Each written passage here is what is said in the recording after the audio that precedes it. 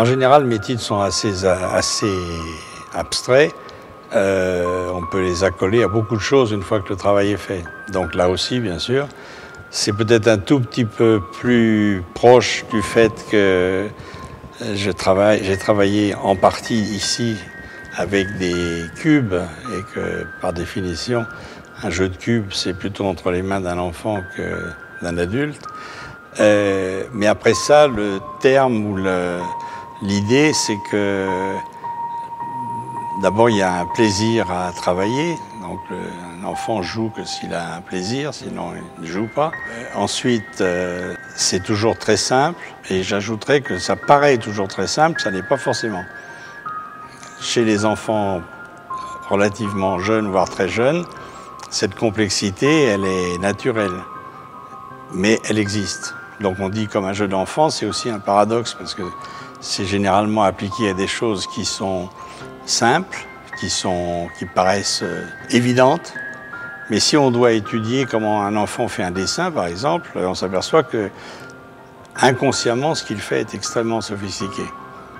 D'où la difficulté pour arriver à cette qualité si on est peintre, par exemple. Et on sait très bien que il y en a qui ont travaillé toute leur vie pour essayer de retrouver cette fraîcheur, Matisse étant l'un des plus fameux. Et il faut prendre le travail avec des yeux d'enfant aussi.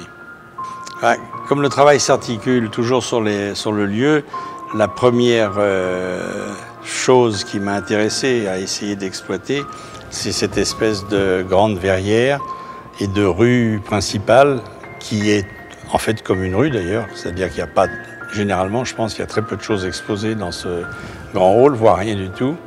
Et donc j'ai utilisé cette verrière qui finalement se marque beaucoup plus que s'il y a seulement le verre qui montre le ciel et les nuages. Donc ça c'est évidemment pas la première fois que je touche à des surfaces transparentes, mais étant donné la différence d'un lieu à l'autre, et ici le côté assez gigantesque de ce cube transparent, évidemment le travail ne ressemble pas exactement à quoi que ce soit que j'ai pu faire déjà avec le même matériau. Donc ça c'est, disons, la première partie, du moins celle qu'on verra en premier, et même de loin, puisque là ça joue aussi sur l'intérieur et l'extérieur. Et le deuxième est dans la salle dans laquelle on se trouve, qui est la salle des expositions éphémères qui se succèdent dans le musée, et où je suis parti sur la configuration de la salle qui est une chose très simple. D'abord, c'est une salle toute blanche, avec un peu de complications au plafond, mais c'est quand même un cube, et qui a la particularité d'être l'addition de 3 carrés.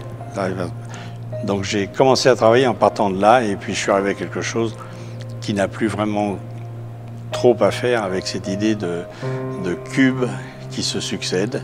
Alors il y a encore des cubes, mais c'est plus du tout ce sur quoi je suis parti.